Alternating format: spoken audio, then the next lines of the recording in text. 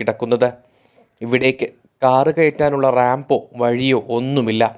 പിന്നെ ഇതെങ്ങനെ സംഭവിച്ചു എന്ന് തലപുകയ്ക്കുകയാണ് വീടിന് മുൻപിലൂടെ കടന്നു പോകുന്നവർ. ചിലർ വണ്ടി നിർത്തി എന്താണ് സംഭവമെന്ന് വീട്ടുകാരോട് തിരക്കും. സംഗതിയുടെ ഗുട്ടൻസ് പിടികിട്ടി കഴിയുമ്പോൾ പുരപ്പുറത്തെ കാറിനൊപ്പം സെൽഫിയും എടുക്കും. ഇനി കാര്യത്തിലേക്ക് വരാം.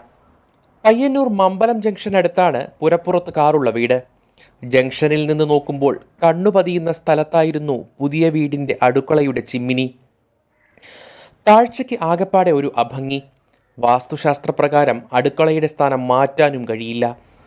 എന്തു ചെയ്യുമെന്നാലോചിച്ച് വീട്ടുകാർ വശം കെട്ടു. ഒടുവിൽ വീട്ടുകാരൻ പ്രസൂണിന് ഐഡിയ മിന്നി. ചിമ്മിനിയെ കാറാക്കി മാറ്റുക.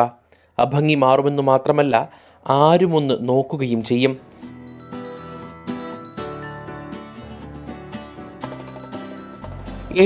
ടച്ച് വേണ്ടി വന്നു ചിമ്മിനി കാറായി രൂപാന്തരം പ്രാപിക്കാൻ. ശില്പിയായ രാജീവന്റെ മേൽനോട്ടത്തിലായിരുന്നു നിർമ്മാണം.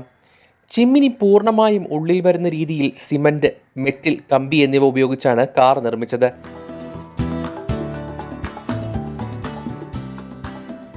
അവസാന ഘട്ടത്തിൽ പുട്ടിയിട്ട് പെയിന്റ് അടിച്ച ശേഷം കണ്ണാടി, ലൈറ്റ്, ടയർ, നമ്പർ പ്ലേറ്റ് തുടങ്ങിയവ എല്ലാം വരച്ചു ചേർത്തു. എല്ലാത്തിനും കൂടി 1.5 ലക്ഷം രൂപയോളം ചെലവ് വന്നു. ടെറസിനും കാറിന്റെ ടയറിനുമിടയിലുള്ള വിടവിലൂടെ പുക പുറത്തേക്ക് പോകാനുള്ള സംവിധാനവുമുണ്ട്.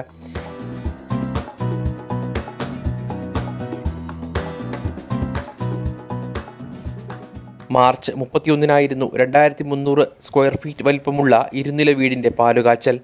കാസർഗോഡ് AR ക്യാമ്പിലെ പോലീസ് ഉദ്യോഗസ്ഥനാണ് പ്രസൂൺ മൈത്രി.